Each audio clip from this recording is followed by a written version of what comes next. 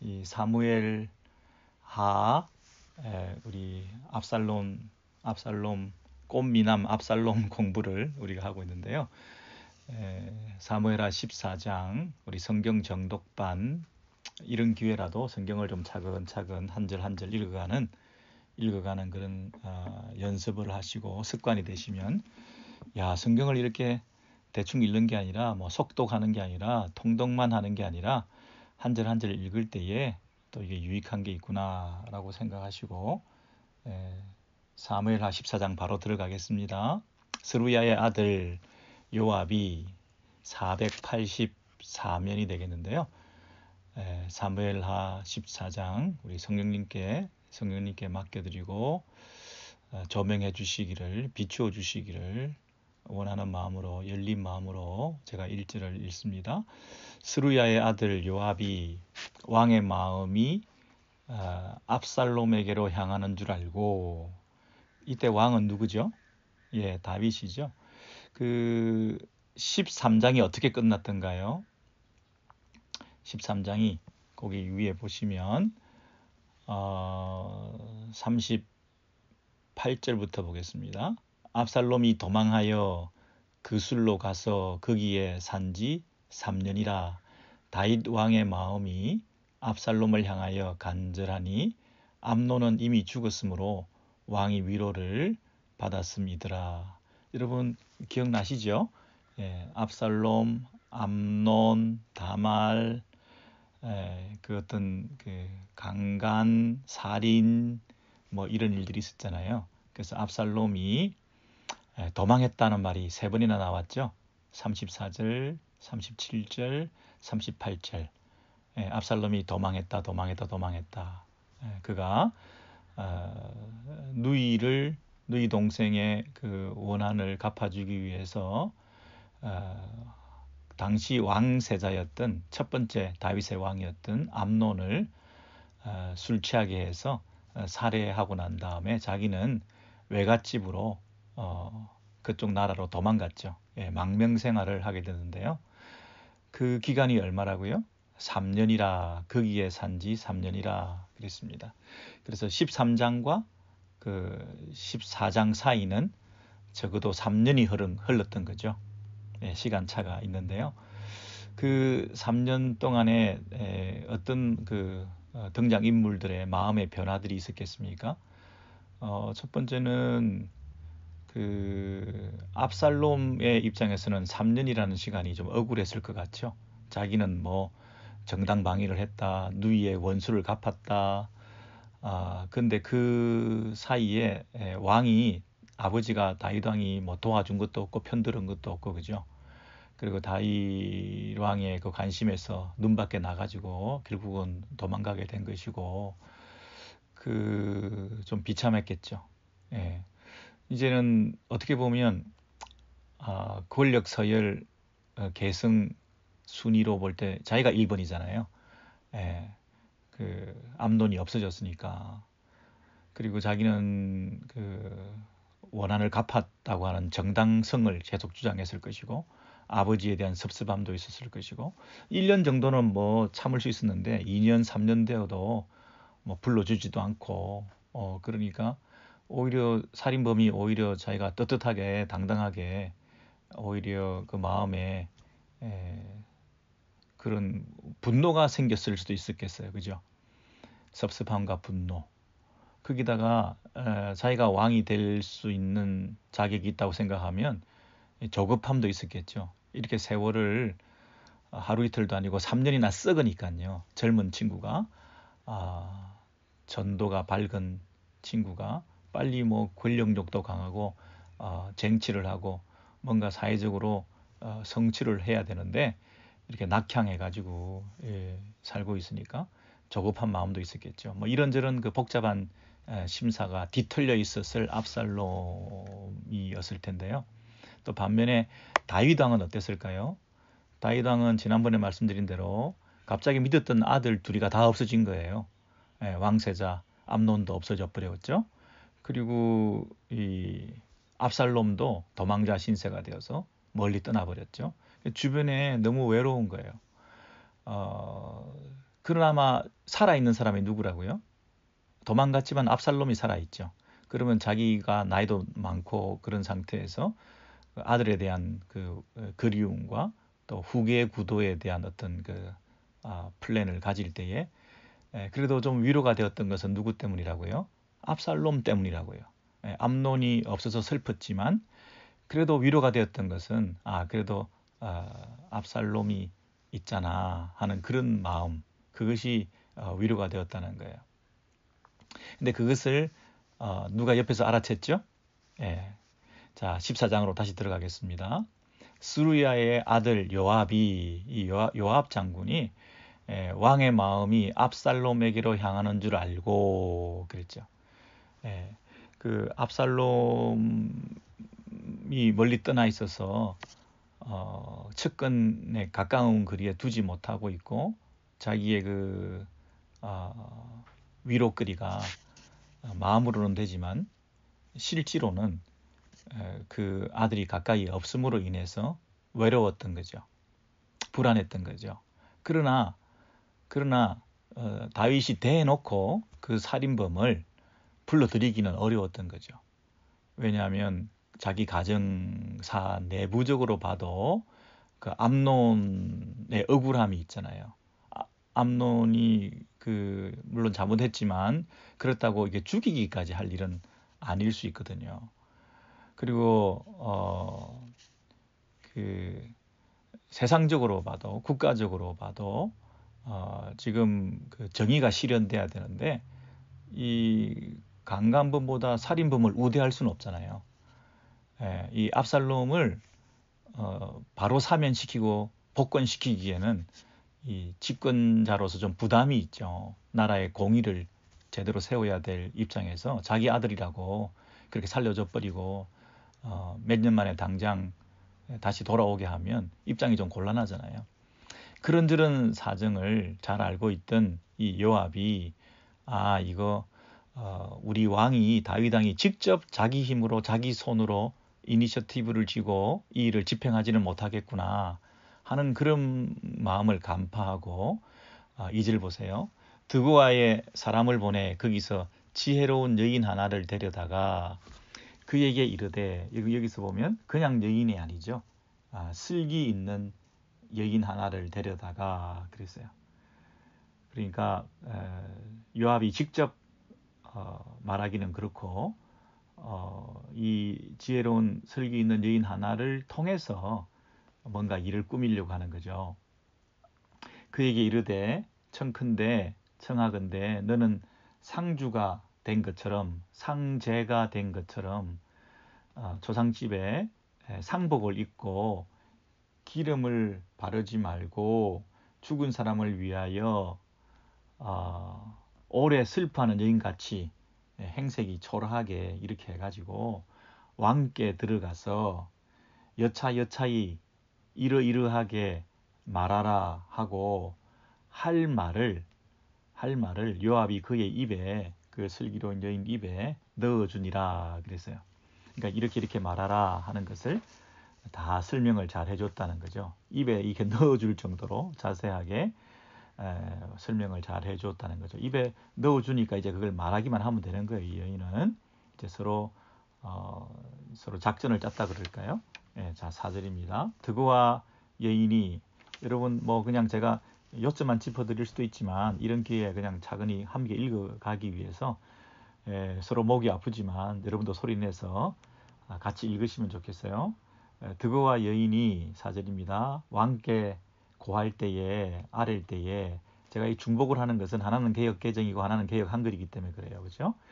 왕께 아랠 때에 왕께 고할 때에 얼굴을 땅에 대고 엎드려 이르되 가로되 왕이여 도우소서 하니 도우소서. 그 여인이 지혜로운 여인이 다윗 왕께 나아가서 얼굴을 땅에 대고 나를 도와달라 이렇게 얘기를 했다는 거예요. 5절입니다. 왕이 그에게 저에게 이르되 무슨 일이냐 하니라 대답하되 나는 진정으로 참 과부니이다.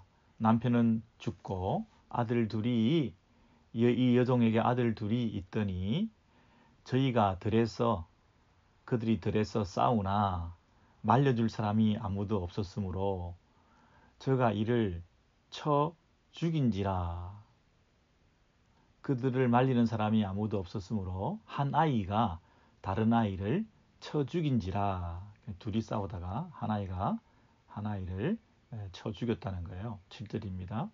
온 족속이 일어나서 왕의 계집종 나를 핍박하여 말하기를. 그랬습니다. 여기서 온 족속이라는 것은 뭐 민족들이 일어났다기보다는 주변의 친족들이, 가족들이, 문중에서 그 사건을 아는 백성들이 뭐 이런 뜻이겠죠.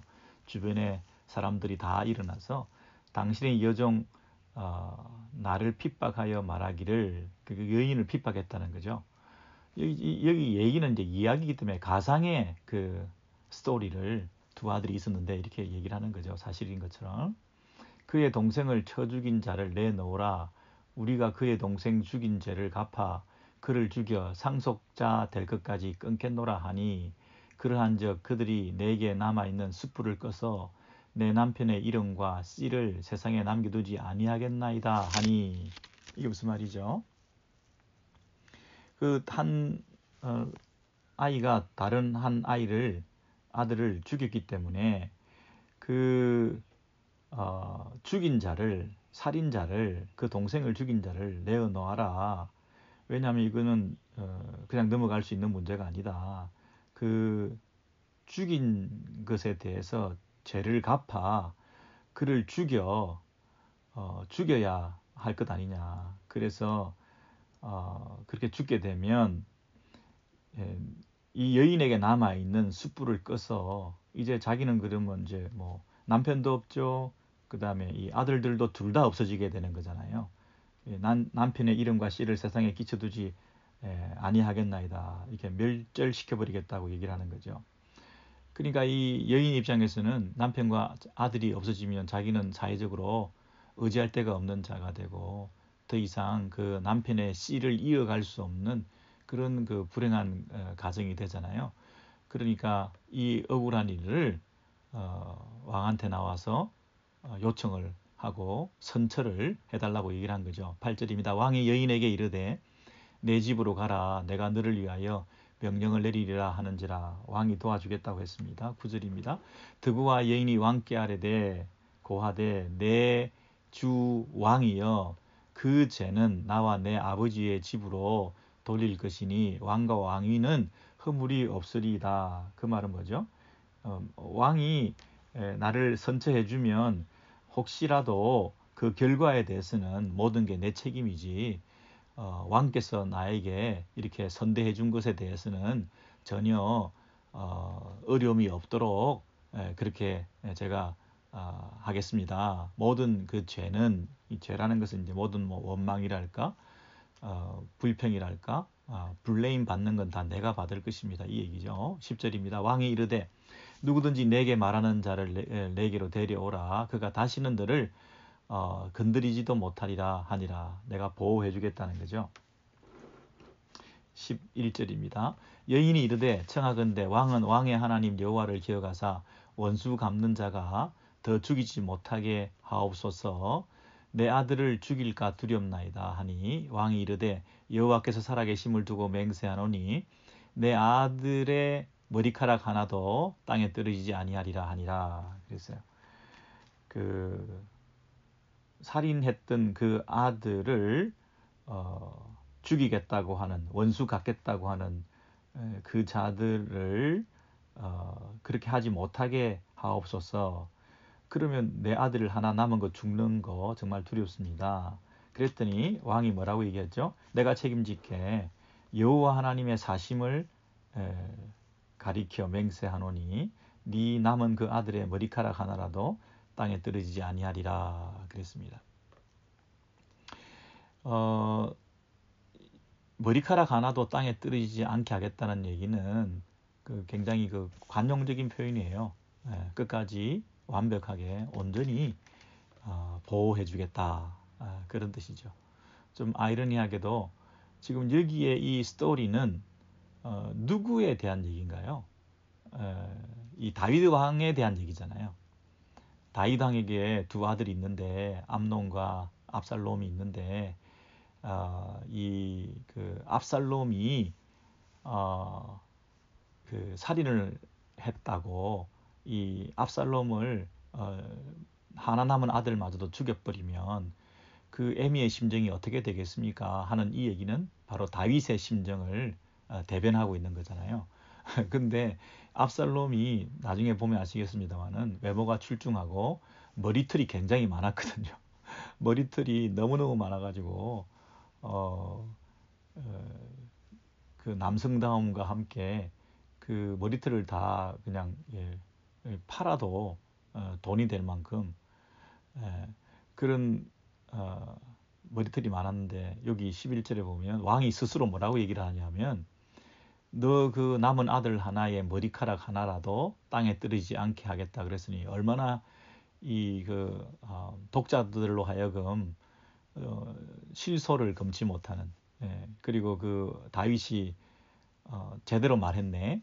진짜 머리카락 많은 그 압살롬의 머리카락을 한 개도 안 떨어지게 한다는 게 얼마나 어려운 일인가. 그만큼 다윗은 자기 말에 대한 책임을 질 수밖에 없겠네. 그렇게 느껴지는 거죠. 독자들로 하여금.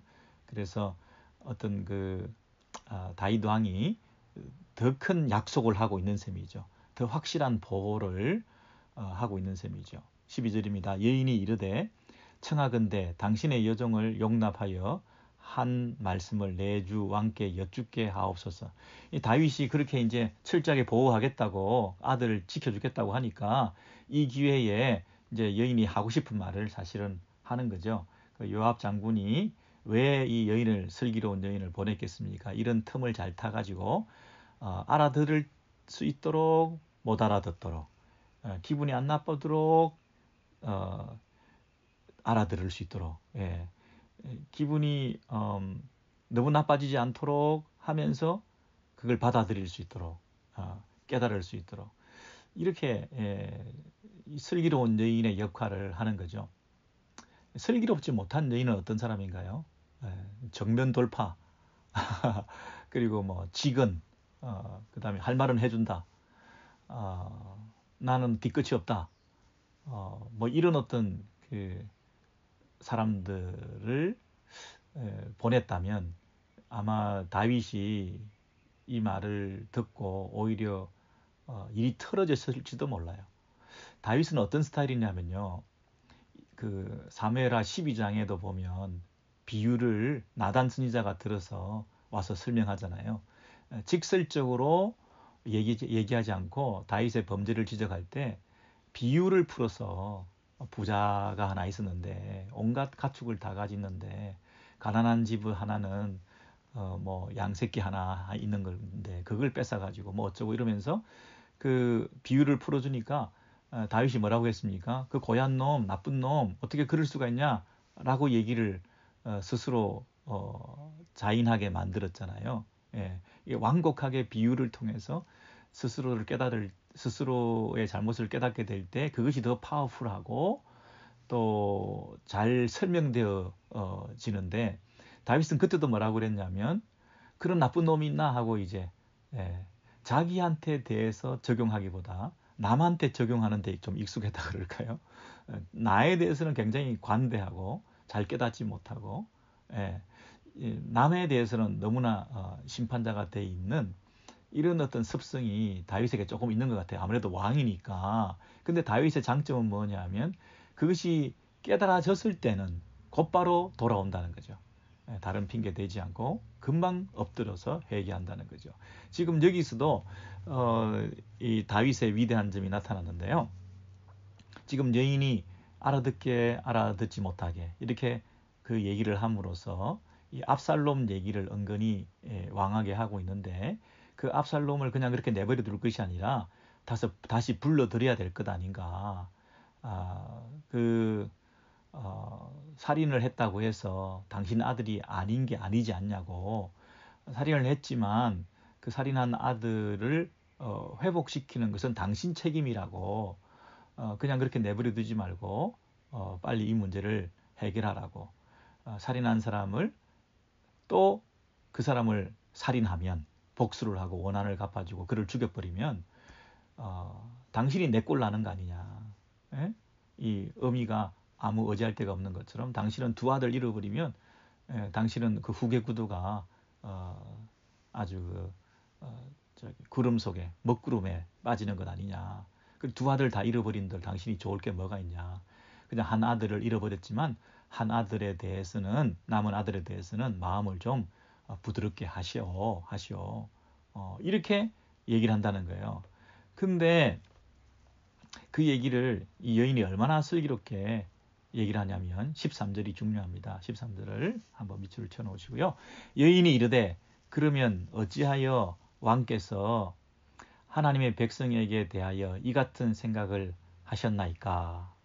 이 말씀을 하심으로 왕께서 죄 있는 사람같이 되심은 그 내쫓긴 자를 왕께서 집으로 돌아오게 하지 아니하심이니이다. 그게 무슨 말이에요? 지금 이 얘기가 당신 얘기라는 거예요. 당신은 이 스토리를 내가 한 그 비유를 이야기를 듣고는 내 신세를 생각해 주면서 그 원수를 갚지 않도록 그 백성들을 혼내라. 한 놈이라도 너에게 찾아와서 뭐라고 얘기만 해도 나한테 얘기해라. 그놈들을 내가 막아줄겠다. 이렇게 그 백성들에게 대해서 원수 갚지 말라. 살려줘라. 이렇게 얘기를 했는데 정작 당신은 왜 원수를 갚으려고 하냐고. 왜 용서를 안 하냐고. 왜 혼자 내버려 뒀냐고. 그러니 당신이 나에게 그렇게 금방 나를 보호해 준다고 한 그 얘기 속에 당신의 잘못이 당신이 이율배반적인 말을 한 거라고. 당신이 한 입으로 두 말을 한 거라고 그렇게 얘기를 하는 거예요. 왕께서 죄 있는 사람 같이 되심은 그랬잖아요. 13절에 그 말이 그 뜻입니다. 왕께서 이같이 말씀하셨으므로 왕께서 죄 있는 사람 같이 되심은 그 얘기예요. 그 내어 쫓긴 자를 집으로 돌아오게 아니하심이니이다. 왜 나한테는 그렇게 선대해 주시면서 당신은 그 일을 행하지 않습니까? 그 말이죠. 14절입니다. 우리는 필경 죽으리니. 자, 14절도 중요한데요. 14절. 이게 슬기로운 여인, 지혜로운 여인의 그 논리예요. 이 사람을 설득시키기 위해서는 설득 당할 수 있는 어떤 명분이 있어야 되잖아요. 어떤 무조건 이래라고 명령한다고 될 게 아니고요. 뭐 감정적으로 읍소하고 울면서 그냥 슬픈 표정 짓고 뭐 초상난 사람처럼 돼서 불쌍하게 보여가지고 이렇게 얘기를 한다고 해서 동정으로 하는 게 아니라요. 그런 어떤 분위기도 좋지만 어떤 명분과 그 설득하는 데 대한 논리가 있어야 될 건데 그게 14절이란 말이죠. 자, 14절입니다. 우리는 필경 죽으리니. 그게 뭐예요? 사람은 반드시 죽는다는 거예요. 땅에 쏟아진 물을 다시 담지 못함 같을 것이오나. 이게 뭡니까? 물이 쏟아졌다는 거예요. 쏟아진 물과 같다는 거예요. 뭐가? 그 죽은 일에 대해서, 그 암논이 죽은 것에 대해서 누구나 다 죽는다는 거예요. 한 사람이 지금 죽었다는 사실에 대해서는 물이 쏟아진 것과 같다는 거예요. 쏟아진 물과 같아.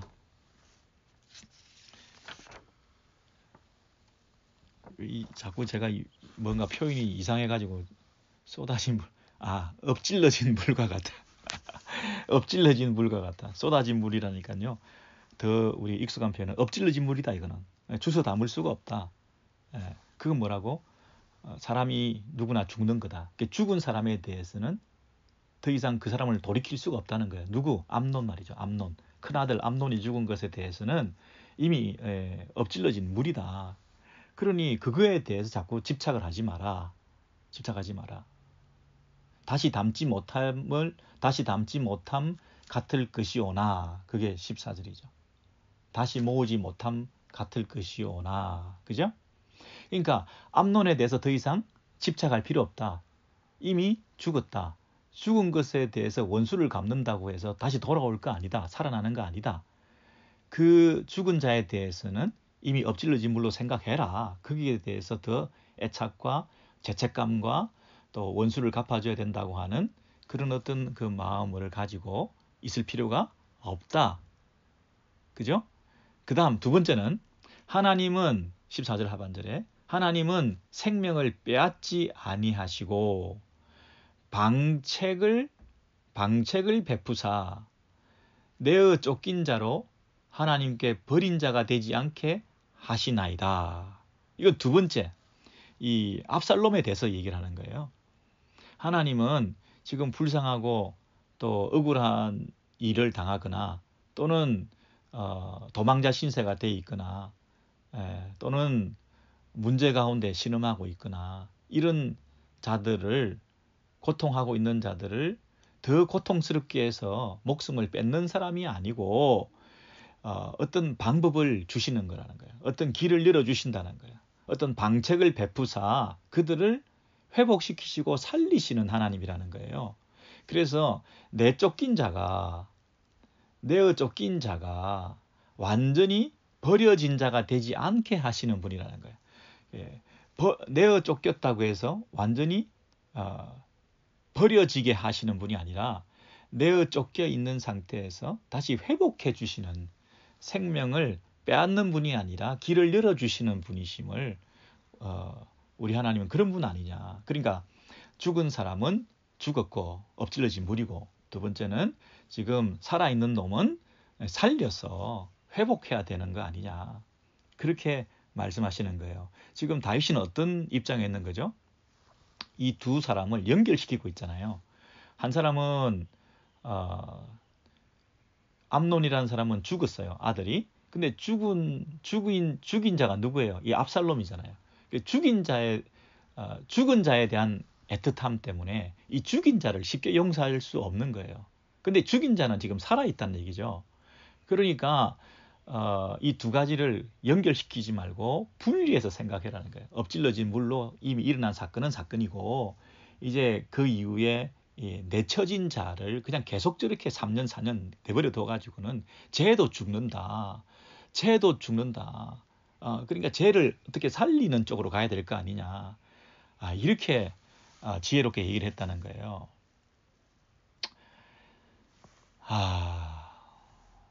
이 설득에 대해서 여러분 어떻게 생각하세요? 설득의 귀재죠. 이것이 옳건 그르건 하나님이 그런 분이시건 안 그런 분이시건 그건 둘째 치고요. 일단은 그 논리적으로 굉장히 설득력이 있는 건 사실이죠. 네. 15절 보세요. 이제 내가 와서 내 주 왕께 다윗 왕께 이 말씀을 여쭙는 것은 백성들이 나를 두렵게 함으로 당신의 여종이 이건 또 아까 자기 얘기로 돌아온 거예요. 그죠? 자기 얘기로 돌아와서 우리 두 아들을 그 사건 때문에 주변에서 백성들이 나를 아들 죽이겠다고 자꾸 얘기를 하는데 당신의 여종이 스스로 말하기를 내가 왕께 여쭈오면 혹시 종이 청하는 것을 왕께서 시행하실 것이라. 왕께서 들으시고 나와 내 아들을 함께 하나님의 기업에서 끊을 자의 손으로부터 주의 종을 구원하시리라 함이니라. 여러분 여기서 하나님의 산업에서 기업에서 여러분 이 룻기하고 관련된 거죠. 하나님의 기업 물을 자. 아버지나 남편이 없어지면 그것을 어떻게 상속하고 땅을 얻을 수 있도록 그 기업을 물을 수 있는 자가 되느냐 하면 만약에 그 아들조차 없어지면 어떻게 되죠? 다른 친족이 와서 그걸 대신한다고 할 때 그 기업 물은다 이런 얘기를 쓰잖아요. 지금 이 여인 입장에서는 하나님의 기업에서 끊을 자의 손에서 종을 구원하시리라 하는 말은 그 아들을 살려주실 분은 우리 하나님밖에 없습니다. 그 얘기죠. 17절 당신의 여종이 또 스스로 말하기를 내주 왕의 말씀이 나의 위로가 되기를 원한다 하였사오니, 나의 위로가 되기를 원한다 하였사오니 이는 내주 왕께서 하나님의 사자같이 선과 악을 분간하심이니이다. 원하건대 왕의 하나님 여호와께서 왕과 같이 계시옵소서. 여러분, 여기서 이 여인이 얼마나 슬기로우냐면 뭐 답을 다 가르쳐 줬잖아요. 당신이 어떻게 해야 된다. 당신이 지금 어떤 입장이니까 이러이러하게 행동하고 판단해야 된다고 다 이미 뭐 입에 넣어준 거나 마찬가지잖아요. 그러면서도 최종적인 결론은 당신이 하시는 것이고, 당신의 그 지혜 때문에 그런 선한 결정을 하게 된 거지, 내가 뭐 어떻게 하라고 한 게 아니라는 거예요. 왕께서 모든 위로를 나에게 주셨고, 내주 왕의 말씀이 나를 위로해 주셨고, 내주 왕의 말씀이 나를 구원해 주셨고, 그죠? 근데 그 내주 왕은 누가? 그 주 되시는 여호와 하나님께서 그 왕과 함께 계시는 것 때문에 가능한 일이다 하면서, 당신의 지혜가 누구와 같다고요? 17절에 이는 내주 왕께서 하나님의 사자같이 선과 악을 분간하심이니이다. 하나님의 사자같이, 하나님의 그 종과 같이, 하나님이 보내신 자와 같이, 하나님의 그 지혜대로, 그죠? 그러니까 당신의 지혜로, 하나님이 주신 그 지혜로 이런 일을 분간하셔서 옳고 그른 것을 판단하셔서 이렇게 행하셨다고 하는 것에 대해서 모든 공은 당신께 있는 거지, 내가 뭐 가르쳐준 대로 코치한 대로 당신이 한 거 아닙니다라고 왕의 그 어떤 입장을 세워준 거죠. 지혜로운 여인이죠, 그죠? 18절입니다. 왕이 그 여인에게 대답하여 이르되 바라노니 내가 너에게 묻는 것을 내게 숨기지 말라. 이제 왕도 눈치를 챈 거예요. 이게 이 여인이 보통 슬기로운 여인이 아니고, 이 말하는 투나 나를 세워주거나 나를 존대해주거나 하는 걸로 볼 때 이건 이 여인의 머리에서 나온 게 아니라 그 입에 넣어준 자가 있는 것 같아. 그 말을. 그죠? 그 요압의 버전으로 지금 말한 거라고요. 그래서 왕이 이렇게 말합니다.